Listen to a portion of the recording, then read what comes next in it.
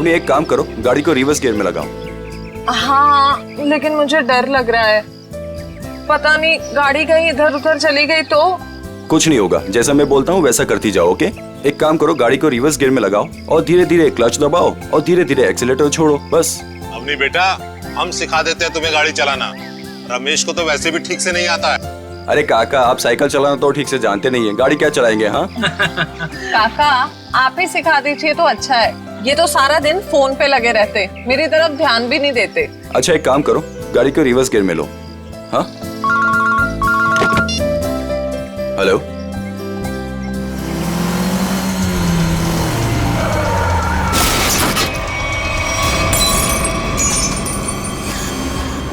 अवनी, ये तुमने क्या कर दिया? हाँ, बदबू कहां से आ रही है?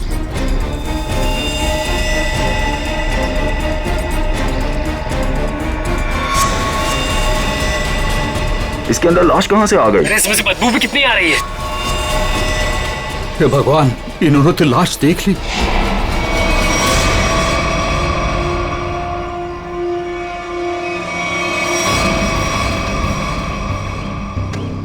इस मूर्ति का बेस तो एकदम अच्छे से बनाया गया है, कोई लापरवाही की गई ऐसा लगता तो नहीं है।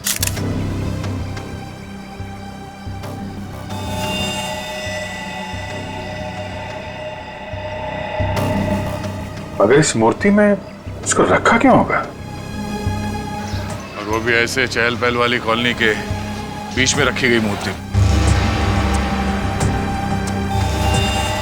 वो भी ऐसे कॉलोनी के बीचों बीच जहां पे इतनी चहल पहल है।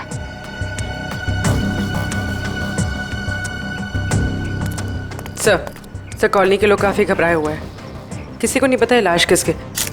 और सर, इस कॉलोनी से कोई गायब भी नहीं हुआ है। चलो देखते हैं। आप लोग प्लीज इन बच्चों को अंदर घर भेज दीजिएगा, ये सब देखना सुनना इनके लिए अच्छा नहीं। प्लीज बच्चों, घर जाके खेलो, जाओ। माँ, आजोबा की मूर्ति में क्या था और उससे इतनी बदबू क्यों आ रही थी? घर आके बताती हूँ। बच्चों, मम्मी की बात सुनना चाहिए। हाँ, जाओ घर के अंदर जाओ। आपके बच्चे ने कहा कि ये मूर्ति उनके दादाजी की? जी, मेरे पिताजी की मूर्ति थी, सुमित प्रकाश नाम था उनका। उनकी मूर्ति क्यों बनवाई थी? मेरे पति एक इंजीनियर और साइंटिस्ट थे। सूखे इलाकों के लिए उन्होंने एक नई सिंचाई पद्धति का आविष्कार किया था। इसी से खुश होकर गवर्नमेंट ने उन्हें ये जमीन दान में दी थी। और सुमित जी इतने महान थे कि उन्होंने वो जमीन कॉलोनी को दान कर दी थी और हमने उसी जमीन पर ये बच्चों के लिए ये पार्क बनवा दिया। इसीलिए हमने उनके सम्मान में इस पार्क में उनकी मूर्ति लगवाई। देखिए, ऐसा लगता है कि किसी ने हाल में इस लाश को मूर्ति में छिपाया है। हाँ, कुछ महीनों पहले।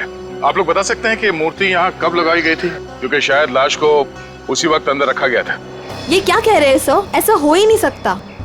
सुमित जी जिस साल गुजर गए उसी साल ये मूर्ति वहां लगवाई गई थी। कम से कम 39 साल हो गए। 39 साल पहले? तो ये हो सकता है कि जब हाल फिलहाल में मूर्ति बदली गई हो या फिर इसकी मरम्मत की गई हो, तब ये लाश इसमें डाल दी गई हो। जी नहीं, जब से ये मूर्ति लगवाई गई है तब से ना इसकी मरम्मत हुई है और ना इसे बदला गया। ऐसे कैसे हो सकता है? कुछ महीनों पहले मरे हुए आदमी की लाश इतनी पुरानी मूर्ति के अंदर कैसे हो सकता है? शायद ऐसा हुआ हो कि रात के अंधेरे में ये काम हुआ हो और आप लोगों को पता नहीं चला। पूर्वी, जरा वॉचमैन से पता करना। सर, इस कॉलोनी में करीब 200 फैमिलीज रहती है। अगर किसी ने रात को पुतला बदला होता, किसी ने तो देखा होता, लेकिन यहाँ तो किसी ने कुछ देखा ही नहीं। सर, यहाँ पर 2 वॉचमैन हैं, एक दिन में ड्यूटी करता है और एक रात में, और दोनों का ही कहना है कि किसी ने भी मरम्मत का काम होते हुए नहीं देखा। कमाल है, अगर कोई काम हुआ नहीं है तो फिर ये लाश मूर्ति के अंदर आई कैसे? सचिन, 39 साल पहले ये ब्रॉन्ज की मूर्ति खड़ी की गई हो, तब से लेकर आज तक ना किसी ने उसकी मरम्मत की, ना उस मूर्ति को बदल दिया। हाँ सर, 1976 की बात है सर। हाँ, और आज उस ब्रॉन्ज के पुतले के अंदर मिलती है एक लाश और कॉलोनी के 40 लोग कहते हैं कि उन्होंने कुछ देखा तक नहीं। कैसे हो सकता है? मूर्ति के अंदर लाश? 2 ही तरीके आते हैं मेरे दिमाग में। एक, या तो पुरानी मूर्ति के अंदर लाश रखी या फिर नई मूर्ति बनाकर उसके अंदर लाश डालकर उस नई मूर्ति को पुरानी मूर्ति की जगह रखी गई और पुरानी मूर्ति गायब कर दी गई होगी। सर लेकिन ब्रॉन्ज की नई मूर्ति बनाने के लिए तो कई दौर से गुजरना पड़ा होगा। पहले तो उसने प्लास्टर ऑफ पेरिस का ढांचा तैयार किया होगा, फिर उस ढांचे से उसने नया सांचा तैयार किया होगा, और फिर कम से कम 1200 डिग्री सेल्सियस पे उसने उस ब्रॉन्ज को पिघला कर उसमें डाला होगा, और फिर उसके टुकड़े किए होंगे। टुकड़ों को फिर वेल्डिंग करके जोड़ा गया होगा, फिर मूर्ति तैयार होगी तो उसे खड़ा कर दिया गया होगा। ये कुछ चुटकी भर में थोड़ी होता है, बहुत टाइम लगा होगा, बहुत टाइम लगा होगा। और सर लाश को मूर्ति में रखा गया होगा, मूर्ति को कॉलोनी में लाया गया होगा और फिर पुरानी मूर्ति की जगह रखा गया होगा। पूर्वी, इतनी बड़ी मूर्ति कोई गोदी में उठाकर तो नहीं ला सकता। उसे लाने के लिए ट्रक या फिर कोई बड़ी गाड़ी लाई होगी। उसके साथ साथ उसे खड़े करने के लिए क्रेन लाया गया होगा। इतना सब अगर हुआ है फिर भी कॉलोनी के लोग कहते हैं कि उन्हें कुछ मालूम नहीं, ऐसा कुछ हुआ ही नहीं। सर फिर तो पहला वाला तरीका इस्तेमाल किया गया होगा। सर बॉडी को कॉलोनी में लाया गया होगा और फिर मूर्ति में रख दिया गया होगा। पंकज, मूर्ति को लेटाया गया होगा, उसके बाद उसके अंदर लाश को रखा गया होगा और फिर उसे खड़ा भी किया होगा। कैसे हो सकता है, कैसे हो सकता है ये? सर इतना अजीब तरीका लाश को ठिकाने लगाने का, खूनी को ये सब करने की जरूरत क्या थी? वही तो, इतनी तकलीफ क्यों? लाश को ब्रॉन्ज की मूर्ति के अंदर ही क्यों? कोई ना कोई वजह तो जरूर होगी, पर है कौन ये? है कौन ये? लाश है किसकी? कैसे मरा ये? मरा या मारा गया? इस आदमी की उम्र 45 साल है और इसकी मौत इसके सर पे लगी चोट की वजह है। अरे sir sir sir sir Hindi में बोलेंगे तो मुझे भी समझ में आएगा। क्या बोल रहे हैं? इस आदमी की उम्र 45 साल है और इसकी मौत इसके सर पर लगी चोट की वजह से हुई है। ये हुई ना? Thank you. और कुछ और बता सकते हैं? कोई जादू है, चुटकी बजाऊंगा हो जाएगा? अरे कोई जादू है जो चुटकी बजाऊंगा सब कुछ हो जाएगा? मन तो करता है चुटकी बजा दूं और ये आदमी गायब हो जाए। क्या बोले तुम? मतलब मैं कह रहा था साड़ुंके साहब, आप चुटकी बजा दे तो केस सॉल्व हो जाएगा। कितना किया है, ये तो कुछ भी नहीं है। हाँ लेकिन अभी मेरा चुटकी बजाने का मूड नहीं। ठीक है तो मैं उधर बजा लेता हूँ चुटकी। किधर चले जाते हो? हाँ देखिए आप, तारिका जी।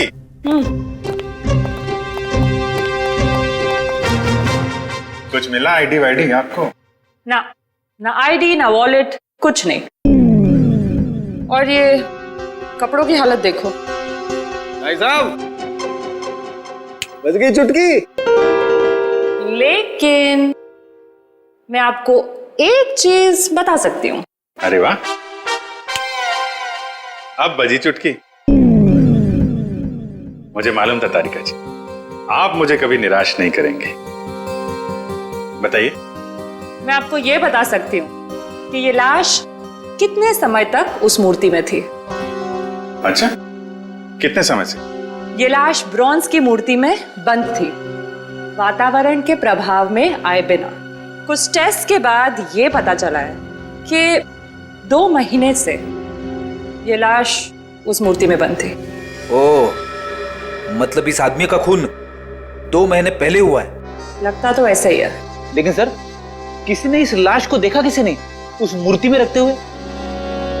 कॉलोनी वाले बता रहे थे कि मूर्ति 39 साल पुरानी है। डॉक्टर साहब आप ये बता सकते हैं ये मूर्ति नई है या पुरानी है? ये मूर्ति 39 साल पुरानी नहीं है, नई है। ओह, मतलब इस मूर्ति को वहां पे ट्रक में लाया गया होगा। किसी ने ट्रक को देखा कैसे नहीं? मुझे नहीं पता। सालुंके साहब, किसी ने उस क्रेन को कैसे नहीं देखा जिसके जरिए उस मूर्ति को अपनी जगह पे रखा गया? मुझे नहीं पता। सालुंके साहब, उस मूर्ति में वेल्डिंग कब और कैसे की गई? मुझे नहीं पता, मुझे नहीं पता, मुझे नहीं पता। ठीक है सर, मुझे लगता है लाश की गंध की वजह से सालुंके साहब का दिमाग खराब हो गया है।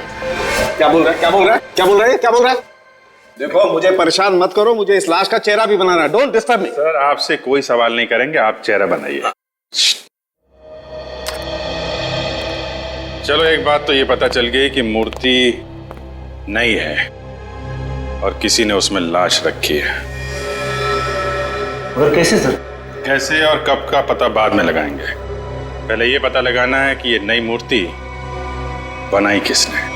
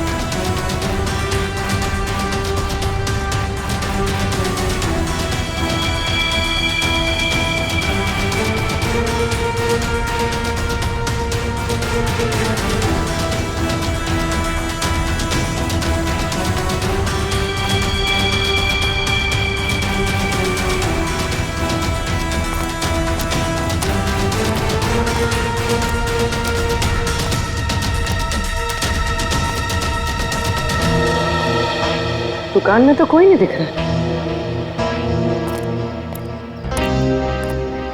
वाह, एक खूबसूरत लड़की मेरे दुकान पे। सीआईडी से हूँ मैं। तो क्या हुआ? लगता है तुम्हारा दिमाग ठिकाने पे नहीं है मिस्टर कुमार। क्या? कुमार? मैं किसी कुमार सुमार को नहीं जानता और न मैं कुमार सुमार हूँ। तुम निशित कुमार नहीं हो जिसकी ये दुकान है? ओह, इस दुकान के पहले वाले मालिक निशित कुमार, उनकी बात कर रहे हैं ना? पहले वाला मालिक? हाँ, निशित कुमार का 2 महीने पहले खून हो गया।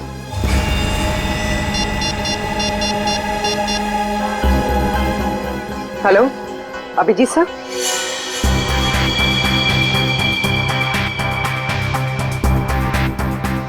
तारिका, बन गया ना चेहरा? तो इन्होंने ये दुकान निशित कुमार से खरीदी है और 2 महीने पहले उनका खून हो गया। 2 महीने पहले की वो लाश थी ना जो उस मूर्ति में से मिली? हाँ सर, लाश। हाँ लाश। आप ये बताइए कि निशित कुमार के बारे में और क्या जानते हैं आप? सर मुझे ज्यादा पता नहीं है। उनकी माली हालत भी ठीक नहीं थी और कई सालों से उनके पास कुछ काम भी नहीं था। उनके घर का एड्रेस देना। वो घर में अकेली ही थी। जब मैं बाहर से आई तो देखा चोरों ने उनका गला काट दिया था। शायद मैं यहाँ होती तो उनको बचा सकती थी सर। हम आपकी तकलीफ समझ सकते हैं अर्चना जी, पर क्या आप बता सकती हैं कि क्या क्या चोरी हुआ था? कुछ नहीं, चुराने के लिए है ही क्या घर में? कुछ नहीं था और अब भी नहीं है। आपके पति जो मूर्तियां बनाते थे वो किनके लिए बनाते थे? मेरा मतलब है उनके क्लाइंट्स कौन कौन थे? मुझे पता नहीं, लेकिन उनकी सारी चीजें वो अलमारी में रखते थे। हम वो अलमारी देख सकते हैं? जी। अलमारी देख लो जरा।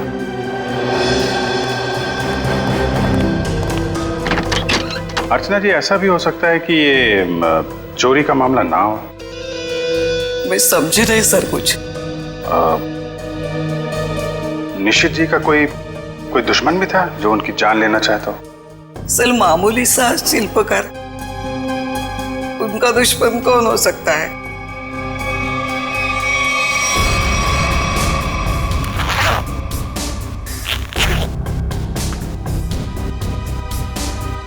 सर, हाँ बेट।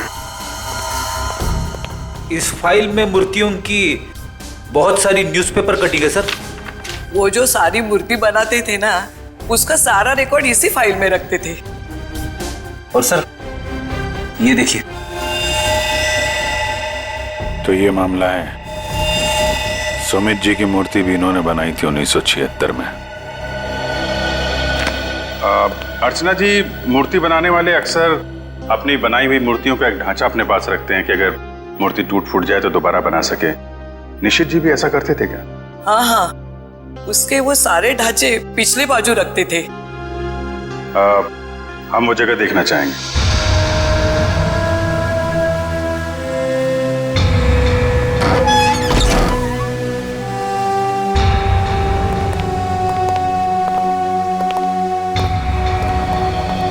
सर, आप सब देख रहे हैं ना, ये उनकी पूरी जिंदगी की कारीगरी है। उन्होंने जितनी भी मूर्तियां बनाई थी उन सबका एक एक ढांचा यहाँ है।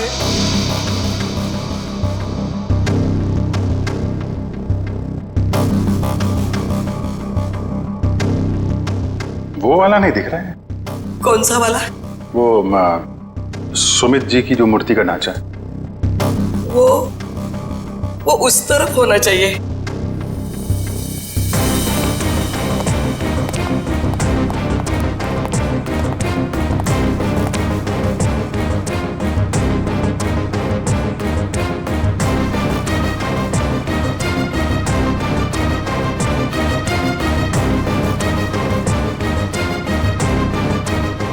आप क्या देख रहे हैं? ये मिट्टी देख रहे हो? यहाँ पे कोई ढांचा था जो अब नहीं है। अर्चना जी, हाँ, वो सुमित कुमार जी की मूर्ति का ढांचा यहीं पे था? हाँ, यही था। ले गए। सर, आपका मतलब उन चोरों से थे नहीं? सुमित कुमार जी की मूर्ति का ढांचा चोर चुरा के ले गए। निशित जी का खून इस ढांचे की वजह से हुआ है। लेकिन सर, सुमित जी की मूर्ति का ढांचा चुरा के चोर क्या करेंगे? उस ढांचे की मदद से सुमित जी की नई मूर्ति बनाई गई और उस लाश को उसमें डाल दिया गया। लेकिन सर, हमें कैसे पता चलेगा वो लाश किसकी है? साड़ू के साहब लगे हैं ना लाश का चेहरा बनाने में। एक बार चेहरा बन जाए, सारी कहानी सामने आ जाएगी। हाँ डॉक्टर साहब, बन गया चेहरा?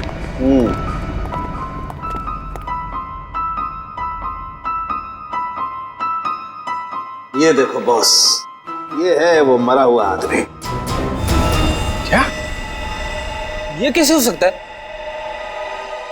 डॉक्टर साहब, ये क्या मजाक है? भाई साहब, मैं मजाक नहीं कर रहा हूँ, यही है उस आदमी का चेहरा, ऐसा ही दिखता है वो। मैं जानता था, मुझे बिल्कुल पता था ये कुछ ऐसा करेंगे जिससे सारा केस उलट जाए। क्या बात कर रहे हो यार तुम? मैं ऐसा क्यों करूंगा? क्या हो गया तुम्हें? अभिजीत, ये क्या कह रहे हो तुम? ये उसी आदमी का चेहरा है। सर, मजाक क्यों करेंगे? क्योंकि डॉक्टर साहब ने जो चेहरा बनाया है वो मूर्ति का चेहरा है। सुमित जी का चेहरा है जो 39 साल पहले मर चुके हैं। इस चेहरे में सिर्फ मूंछ लगाना बाकी है। क्या बात कर रहे हो? ये आप बताइए, आपने बनाया है चेहरा? तो मैंने तो वही बनाया है जो मुझे खोपड़ी ने बताया। मैंने तो मूर्ति देखी भी नहीं है यार। तो आप देख लीजिए, ये मूर्ति है। ये तो वाकई वही चेहरा है जो मैंने बताया। ऐसा कैसे हो सकता है? सर, ये आदमी 39 साल पहले मर चुका है। आज जिंदा होता तो 80 साल का होता। और आपने कहा था ना कि ये मरा हुआ आदमी 45 साल का है। कैसे पॉसिबल है? आई एम सॉरी बॉस, मुझे छुट्टी चाहिए। वो आप देखो सर। पहले हम ये पता लगाने की कोशिश कर रहे थे कि लाश को मूर्ति में रखा कैसे गया। अब हमें यह पता लगाना है कि सुमित जी की लाश सुमित जी की मूर्ति में आई कैसे और क्यों। सर, कुछ पता चला उस लाश के बारे में? देखिए, उसी के बारे में हम लोग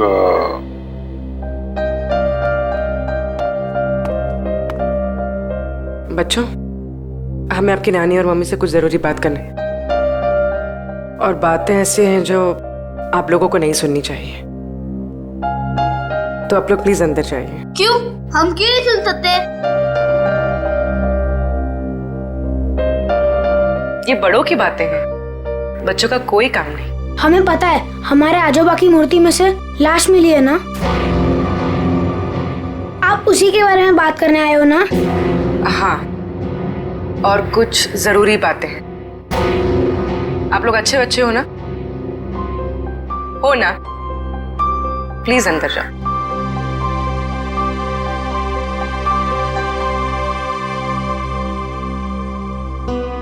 सर बताइए ना, क्या पता चला आप लोगों को? एक्चुअली इस केस की जांच को लेकर हम थोड़ी उलझन में हैं और हमें लगता है कि आप सुलझा सकती हैं इस उलझन को। कैसी उलझन? और मैं कैसे सुलझा सकती हूँ? दरअसल ये सब हमारे परिवार वाले जैसे ही हैं। जब से शादी करके आई हूँ इसी कॉलोनी में रह रही हूँ। ये लोग सब कुछ जानते हैं। आपको जो कुछ भी कहना है इनके सामने कह सकते हैं। ठीक है। आपके पति सुमित जी को गुजरे हुए करीब 39 साल हो गए, है ना? लेकिन सुमित जी की मूर्ति में से हमें जो लाश मिली है वो सुमित जी की है।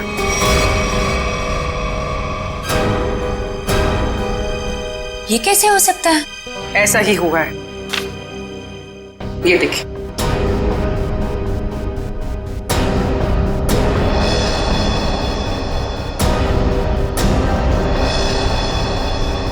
इतने यकीन के साथ आप ये कैसे कह सकते हैं?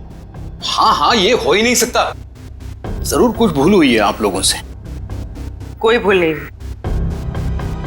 ये एक साइंटिफिक मेथड है जिसमें लाश की खोपड़ी का चेहरा बनाया गया है और यही चेहरा बना है सुमित जी का। लेकिन मेरे पिताजी की लाश कैसे आ सकती है? ये मुमकिन नहीं है। वही तो, लाश की उम्र करीब 45 साल की है। आपके पिताजी जिंदा होते तो 80 साल के ऊपर के होते हैं। अब बात यह है कि 80 साल का आदमी 45 साल का कैसे हो गया? ये मैं कैसे जान सकती हूँ? अब आपको नहीं पता तो हमें कैसे पता होगा? चेहरा तो बिल्कुल आपके पति का ही है। सर, उनकी मौत के बाद उनका अंतिम संस्कार मैंने ही किया था। अगर किसी ने लाश बदल दी हो या कहीं किसी तरह वो जिंदा भी होते तो भी 80 साल का इंसान 45 साल का हो ही नहीं सकता। वही तो, यही बात हमें परेशान कर रही है। अच्छा, आपके परिवार में कोई ऐसा आदमी था जो बिल्कुल सुमित जी से मिलता जुलता हो? नहीं, जब से मैं उन्हें जानती हूँ या जब से मेरी शादी हुई है मैंने तो ऐसा किसी को नहीं देखा जो उनकी तरह दिख रहा हो। चूंकि उस मरे हुए आदमी का चेहरा हूबहू आपके पति से मिलता जुलता है और उन दोनों में कोई संबंध है या नहीं, ये जानने के लिए मालती जी हमें आपकी थोड़ी मदद चाहिए। कैसी मदद? अगर आपको बुरा ना लगे तो हमें आपका डीएनए उस मरे हुए आदमी से मिला के देखना होगा। यही एक तरीका है सच्चाई को जानने का।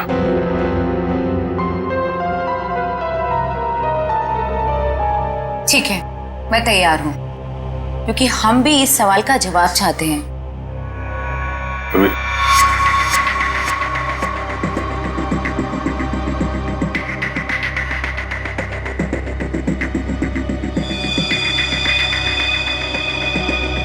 Thank you. हम फिर मिलेंगे और तब जवाब के साथ मिलेंगे। आता रेखा जी, डीएनए रिपोर्ट आ गई? पार्शियल मैच है। क्या पार्शियल मैच है? देखा, इसका मतलब सालू के गलत नहीं था बॉस। ये आदमी सुमित के परिवार का ही। बाप का डीएनए बेटी में भी है और इस मरे हुए आदमी में भी। निश्चित रूप से ये आदमी सुमित के परिवार का ही कोई है। अगर ये सुमित का रिश्तेदार है तो किसी ने इसे पहचाना कैसे नहीं? कोई तो होगा जिसे पहचानता। ये बड़ी चौंकाने वाली बात है। आपने जो इसका चेहरा बनाया था उसकी फोटो हमने अखबार में भी भेजी, लेकिन ऐसा कोई भी आदमी सामने नहीं आया जो इसे पहचानता हो। अगर ये इसी शहर में था तो किसी ने तो इसे देखा होगा। कोई तो होगा इसके पहचान वाला। तारिका जी, आप तो जीनियस हैं। ऐसे क्या कह दिया मैंने? केस सॉल्व कर दिया। हो सकता है ये आदमी इस देश का हो ही ना, हो सकता है कि मरने से कुछ समय पहले इस देश में आया हो। ओह, इसीलिए किसी ने इसे पहचाना नहीं। हाँ, पिछले 2-3 महीने की इमिग्रेशन रिपोर्ट्स चेक करनी होंगी हमें। पंकज, आज के अखबार में मैंने अपना राशिफल देखा। जानते हो क्या लिखा था उसमें? क्या था सर? बहुत जल्द नौकरी में बदलाव होगा। इसका मतलब जानते हो? हाँ सर, ये तो बहुत दुख की बात है। आपका डिमोशन होने वाला है। आपकी पोस्ट तो मेरे से भी नीचे होने वाली है। क्या बोलता है? अरे इसका मतलब है मेरा बहुत जल्द प्रमोशन होने वाला है। हाँ, पिछले 1 हफ्ते से मुझे ऐसा ही लग रहा है। लेकिन मुझे ऐसा नहीं लग रहा है। क्यों? सर अभिजीत सर ने बिल्कुल सही पता लगाया सर। इमिग्रेशन रिकॉर्ड से उस मरे हुए आदमी का चेहरा मैच कर रहा है सर। गुड, मिला है सर।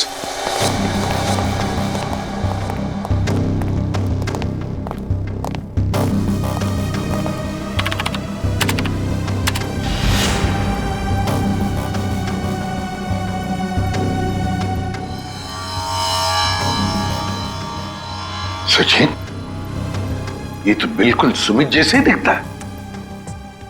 इसका नाम ब्रेंडन है, उम्र 45 साल और 2 महीने पहले यूके से आया था सर। मतलब आते ही मौत हो गई उसकी।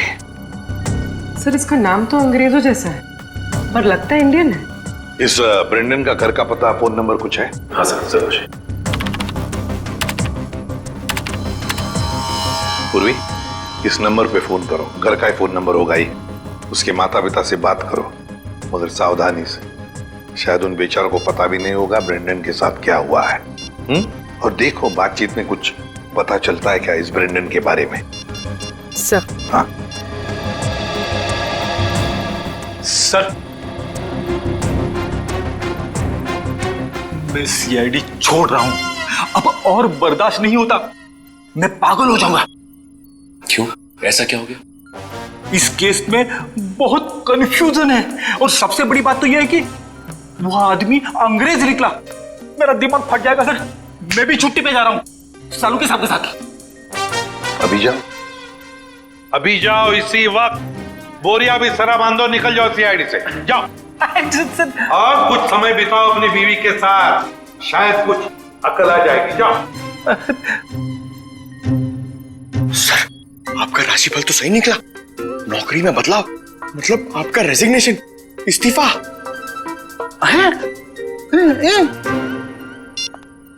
सर। हाँ पूर्वी, बात हो गई? हाँ सर, एक और चौंकाने वाली बात पता चली। क्या? सर ये ब्रेंडन सुमित का बेटा था। ब्रेंडन सुमित का बेटा है? वो कैसे? उसकी पहली शादी से। सुमित ने बियाट्रिस नाम की एक अंग्रेज औरत से 1970 में शादी की थी। बेटे को जन्म देते हुए वो औरत मर गई। बीवी की मौत के बाद उसका दिल टूट गया और वो अपने इस बेटे को लेकर इंडिया वापस आना चाहता था, लेकिन उसकी बीवी के घर वालों ने बच्चे को आने नहीं दिया। इसलिए बच्चे को नाना नानी के पास छोड़कर वो इंडिया आ गया। और इंडिया में आने के बाद उसने अर्चना से शादी की और अपनी पिछली जिंदगी मिटा दी, किसी को कुछ भी नहीं बताया। और इसीलिए सुमित के इस बेटे ब्रेंडन के बारे में यहाँ पे किसी को भी कुछ पता नहीं था। Yes sir. हाँ, लेकिन ये ब्रेंडन इंडिया आया क्यों? क्यों आया ये? सर अपने नाना नानी की मौत के बाद उसे अपने पिता के बारे में पता चला, तो अपने पिता के परिवार वालों के बारे में जानने के लिए वो इंडिया आया था। कोई आदमी अपने परिवार के बारे में जानने के लिए इंडिया आता है और यहाँ पर उसका खून हो जाता है। नहीं नहीं नहीं नहीं, ये कोई और ही चक्कर है। सर, अब इस ब्रेंडन के खूनी तक हम कैसे पहुंचेंगे? शुरू से शुरू करके। सॉरी सर, आपका मतलब क्या था? एयरपोर्ट से पंकज, एयरपोर्ट से। जैसे ब्रेंडन एयरपोर्ट पर उतरा, पता लगाएंगे वो कहां गया, कैसे गया, किससे मिला।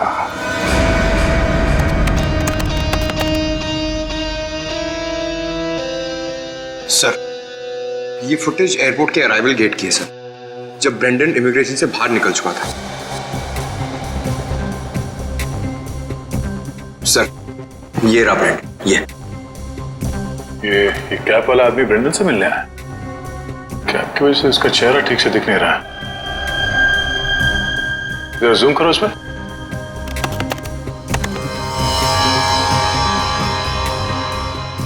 ऐसा लगता है कि जानबूझकर ये आदमी अपना चेहरा छुपा रहा है।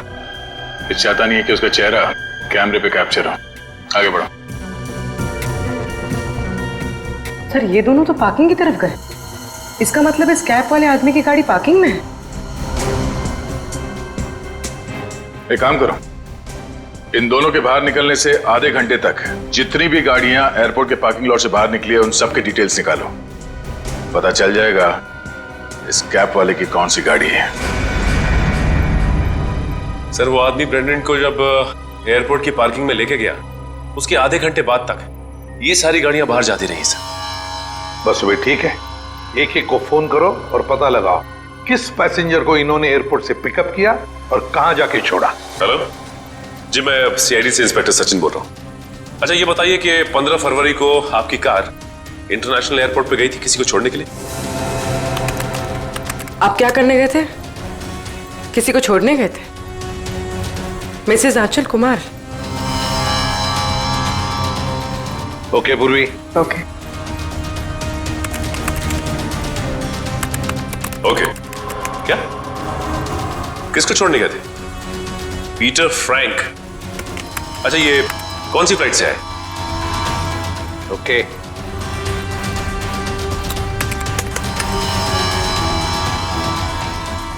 मिस्टर डिसिल्वा,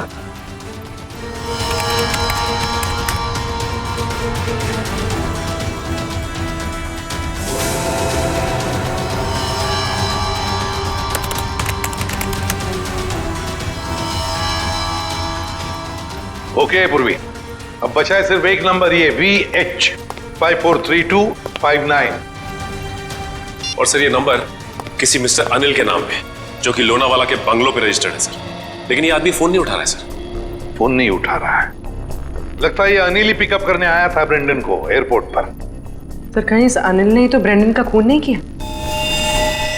हो सकता है पूर्वी, एक बात तो पक्की है, इस अनिल का जरूर कोई ना कोई संबंध है ब्रेंडन के खून के साथ। सरकार के रजिस्ट्रेशन के हिसाब से अनिल जी का घर यही है। काफी पैसे वाला लगता है ये अनिल जी, इतना बड़ा बंगला, वो कार। लेकिन इस अनिल जी को ब्रेंडन से क्या काम पड़ गया? सर मुझे तो लगता है कि इस ब्रेंडन को इंडिया में कोई जानता ही नहीं होगा।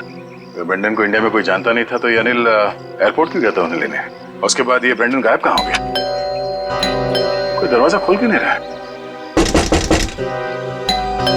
जी कौन है आप लोग और क्या चाहिए? आपके मालिक अनिल जी से मिलना है। कहाँ है वो? वो नहीं है। आप क्यों पूछ रहे साहब? देखिए बेमतलब परेशान मत करिए, नहीं तो अभी पुलिस को फोन कर देंगे। हम लोग सीआईडी से हैं। सीआईडी?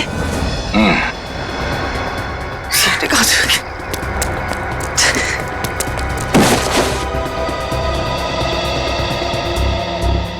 अब ये हमारे किसी काम का नहीं है। लगता है अनिल जी उसी तरफ है जिस तरफ ये भाग रहा है। चलो देखते हैं। हट, हट, हट।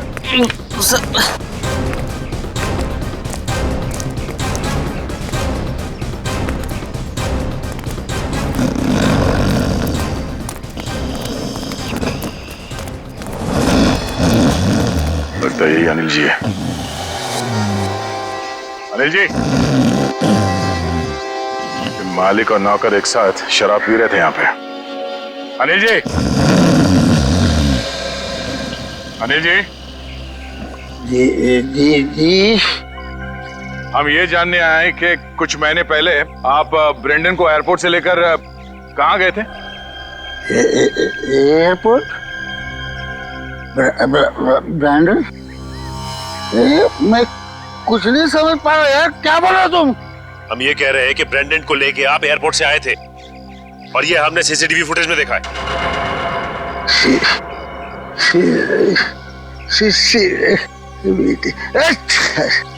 अनिल जी, आपकी कार कौन सी है?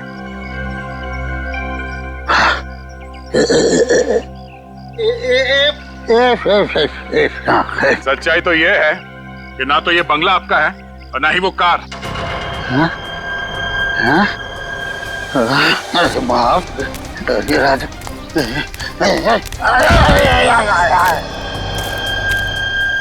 अब सच बताओ।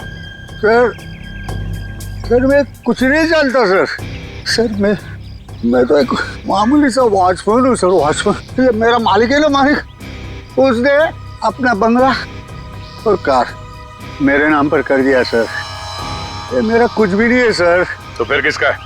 सर मैं कैसे बोलूं सर, मेरी जान चली जाएगी सर। देखो तुम चिंता मत करो, कुछ नहीं होगा तुम्हें। सिर्फ ये बताओ किसने कहा था तुम्हें ये सब करने के लिए? क्या बात है, आप लोगों ने हमें यहाँ क्यों बुलाया? कुछ पता चला क्या? हाँ, एक चौंकाने वाली कहानी। ये कहानी हम आप लोगों को भी सुनाते हैं। इस कहानी को हम वहां से शुरू करते हैं जब सुमित जी को सरकार ने जमीन दान दिया था। उस जमीन में सिर्फ ये छोटा सा गार्डन नहीं था, बल्कि वो जमीन भी था जिसपे आज मॉल बना हुआ है आपके कॉलोनी के पीछे। लेकिन इस बात का पता हमें क्यों नहीं चला? क्योंकि आप लोगों से पहले कुछ और लोगों को पता चल गया। उन्हें यह भी पता चल गया कि सुमित जी अपनी पूरी जमीन को बच्चों के पार्क के लिए दान करना चाहते हैं, और ये बात उन्हें अच्छा नहीं लगा। उन्होंने सुमित जी को रोकना चाहा। जब सुमित जी नहीं माने तो उनका फोन कर दिया। क्या? जी हाँ, सुमित जी का एक्सीडेंट कोई एक्सीडेंट नहीं था। इसकी प्लानिंग की थी उन लोगों ने, और उन लोगों ने जमीन का एक छोटा सा हिस्सा आपके कॉलोनी को दिया और बाकी बिल्डर्स को बेच दिए। वो मॉल जहां पे खड़ा है वो जमीन। बिल्डर से मिले पैसे से ऐश कर रहे हैं वो लोग। उनके पास देश विदेश में बहुत सारे घर हैं, बंगलो हैं, ढेर सारी गाड़ियां हैं, और ये बात किसी को नहीं पता, उनके दोस्तों और परिवार वालों को भी नहीं। और सुमित जी का बेटा ब्रेंडन जब अपने परिवार वालों से मिलने इंडिया आया तो उसे भी मार दिया गया। क्यों, ये हमें मालूम नहीं। और फिर बेटे की लाश को पिता के मूर्ति में छुपा दिया। अब ये कैसे किया है ये हम जानना चाहते हैं। लेकिन वो कौन लोग हैं? यही हैं वो लोग। सच तो ये इसी कॉलोनी में रह रहे हैं, धोखे और खून से कमाए हुए पैसों पर ऐश कर रहे हैं, लेकिन हम उन्हें जानते हैं।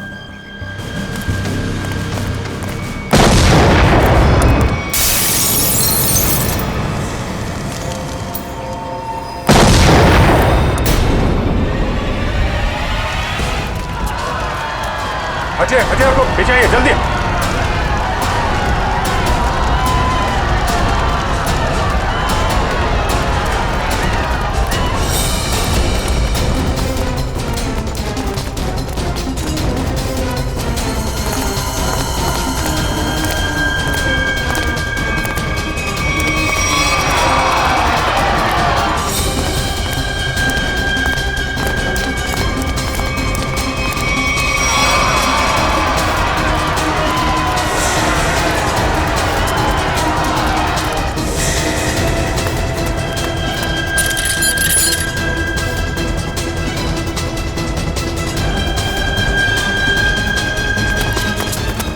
अरे आनंद, आनंद संभालना यार। अरे अरे क्या हो रहा है ये?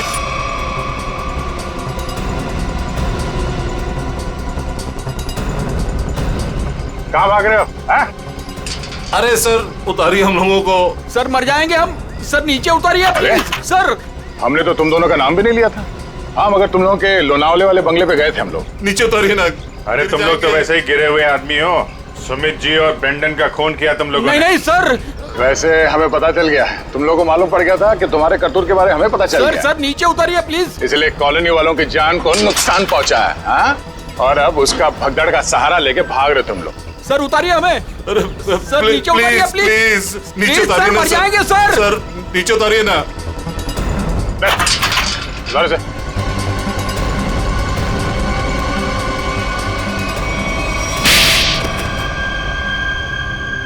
लेकिन वो तो आपके दोस्त थे, फिर आपने उनको क्यों मार दिया? क्योंकि इनके लिए पैसा दोस्ती से ज्यादा मायने रखता है। लेकिन ब्रेंडन को क्यों मारा? सर एक्चुअली हम उसे मारना नहीं चाहते थे। हम उसे एयरपोर्ट से सीधा हमारे खाली पड़े हुए फ्लैट पे लेके गए। हमने सोचा था हम उसके बाप के मरने की झूठी कहानियां सुनाकर उसको यूके वापस भेज देंगे, और उसने हमारी वो बातें सुन ली थी जिसमें हमने सुमित को मारने का जिक्र किया था। इसके लिए उसको मारा सर। लेकिन उसकी लाश मूर्ति में क्यों छुपाई? हम नहीं चाहते थे कि उसकी लाश किसी भी हालत में सीआईडी को मिले। अगर हम उसे जलाते, दफनाते या किसी तालाब झील में उसकी लाश छोड़ देते तो एक न एक दिन तो लाश मिल ही जाती ना। फिर तो हम पकड़े जाते।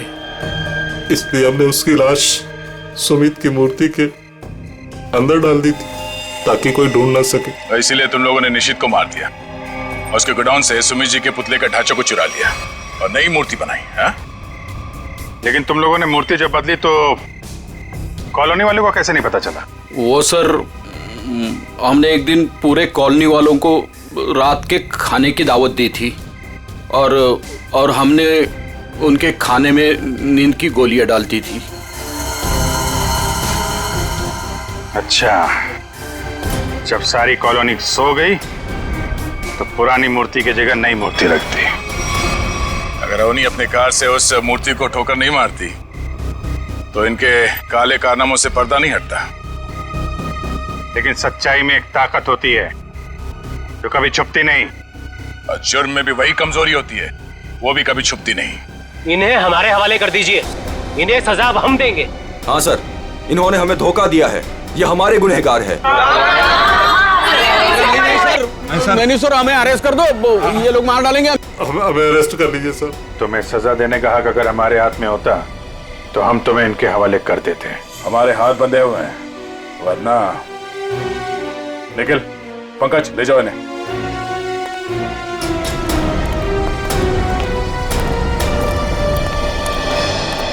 बेटा, आप लोगों का बहुत बहुत शुक्रिया कि आप लोगों ने ये गुत्थी सुलझाई और छिपे हुए गुनहगारों को पकड़ लिया। ये तो हमारा फर्ज था, लेकिन हम पूरी कोशिश करेंगे कि मॉल की जमीन भी कॉलोनी को वापस मिल जाए।